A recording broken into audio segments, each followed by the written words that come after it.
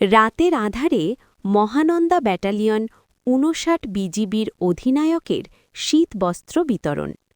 চাঁপাইনবাবগঞ্জ জেলা প্রতিনিধি মোহাম্মদ শেতাউর রহমানের প্রতিবেদনে।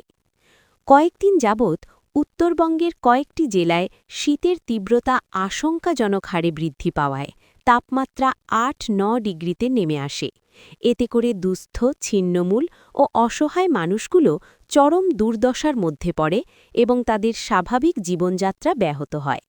সেই উপলব্ধি থেকেই গত ১১ জানুয়ারি অধিনায়ক মহানন্দা ব্যাটালিয়ন ৫৯ বিজিবি নিজস্ব উদ্যোগে রাতের আঁধারে জেলার শিবগঞ্জ উপজেলার সীমান্ত এলাকায় শীতবস্ত্র বিতরণ করা হয়।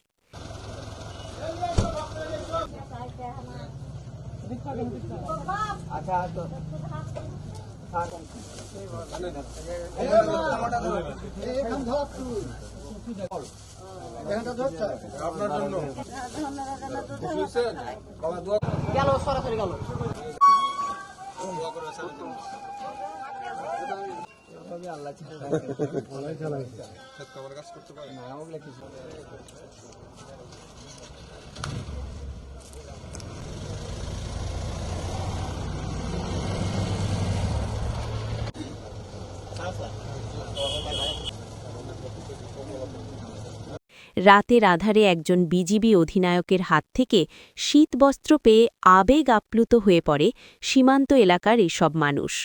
মহানন্দা ব্যাটালিয়ন অধিনায়কের মানবদরদী কর্মকাণ্ডে সমাজের বিত্তবান ও প্রভাবশালীরা উৎসাহিত ও অনুপ্রাণিত হবে বলে সাধারণ জনগণ মনে করছে।